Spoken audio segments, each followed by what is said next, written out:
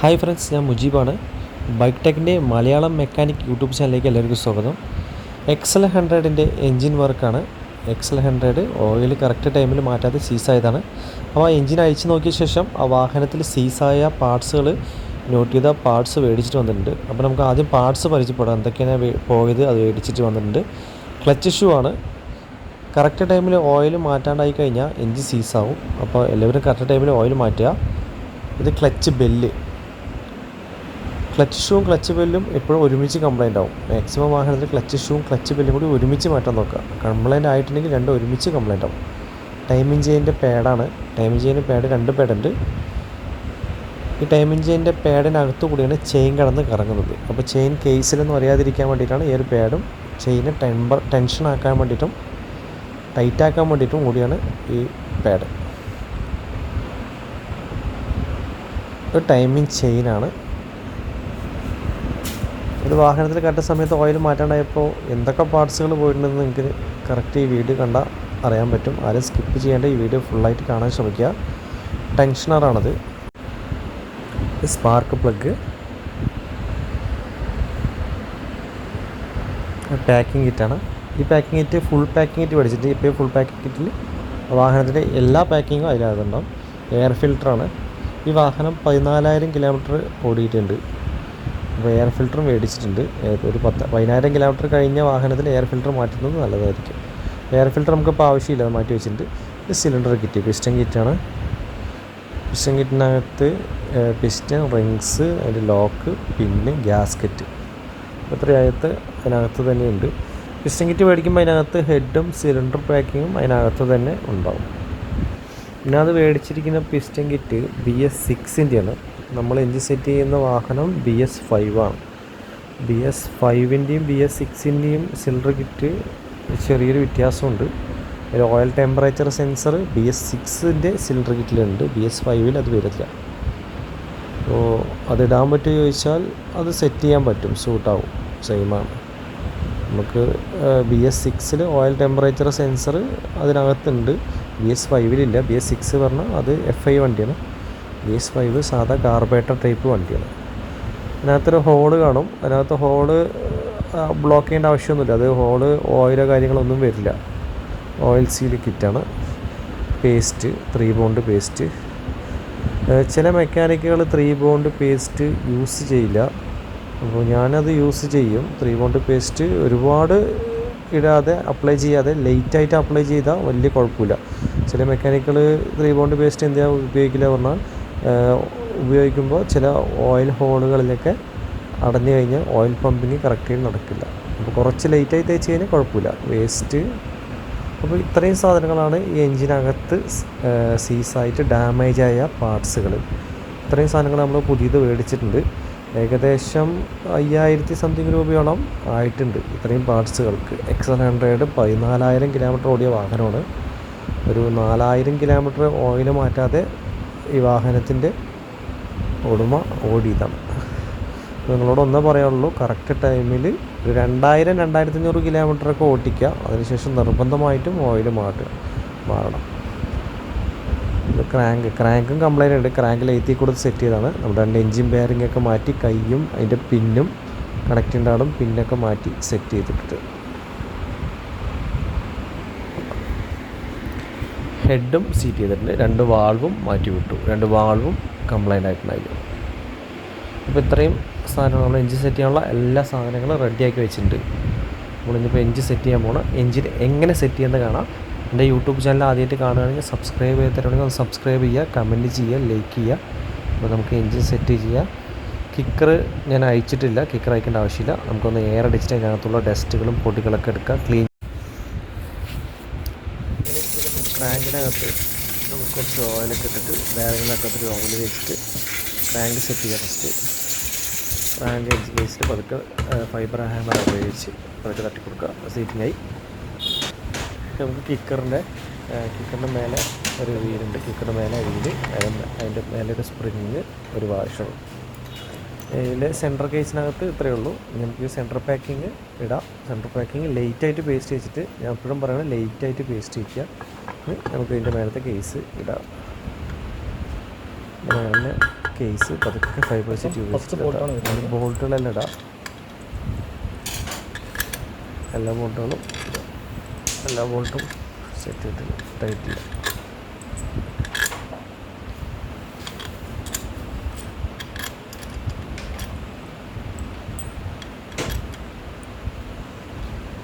ഓരോ ബോൾട്ടുകളും ഓരോ സൈസാണ്.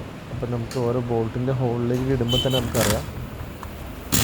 ഇത് ടൈറ്റ് ചെയ്ത് കൊടുക്കാം എല്ലാ ബോൾട്ടും.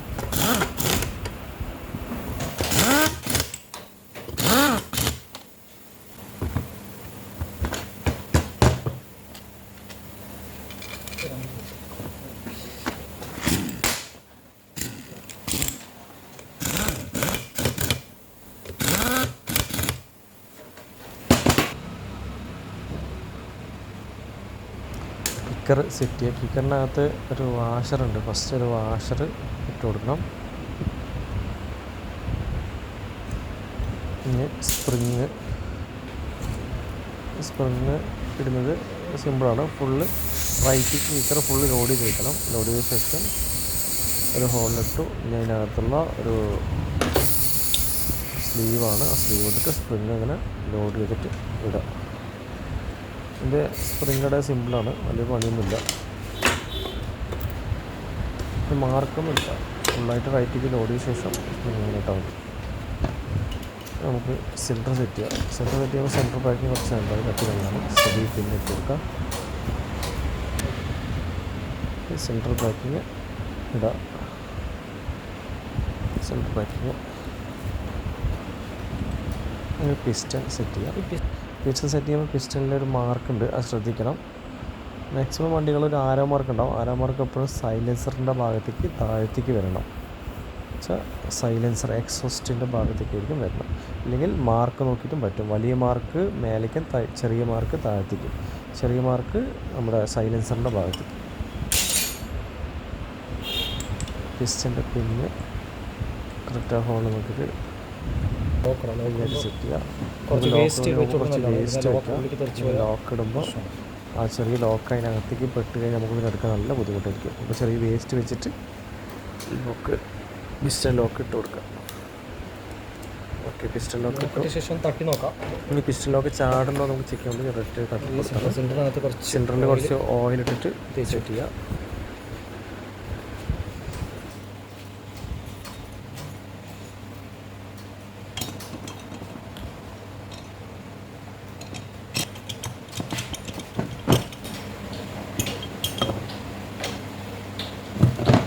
ഓപ്പിക്കാം.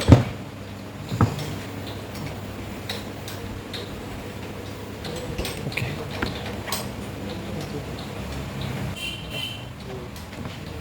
ഹെഡിൻ്റെ റോക്ക് റാമും ക്യാമും സെറ്റ് ചെയ്യാം.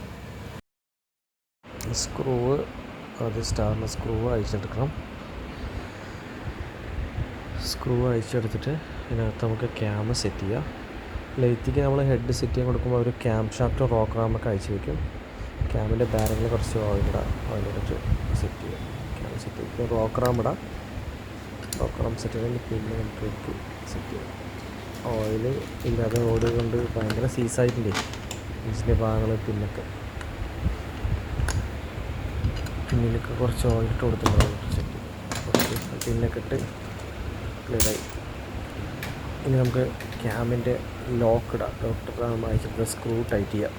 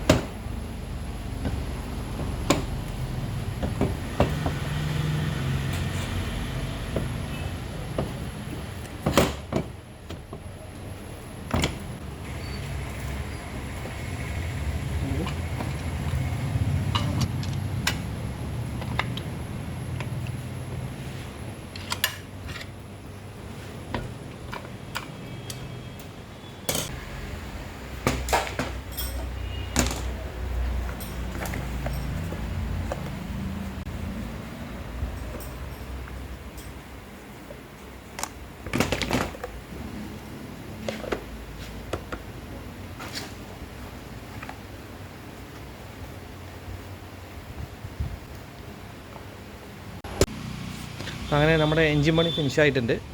നമുക്കിനി വണ്ടി സ്റ്റാർട്ട് ചെയ്യാം. എല്ലാം ഫിറ്റ് ചെയ്ത് എല്ലാം ക്ലിയർ ആക്കിയിട്ടുണ്ട്. അപ്പം ചാവി ഓണാക്കി വണ്ടി ഒറ്റയടിക്കുന്ന സ്റ്റാർട്ടാക്കി.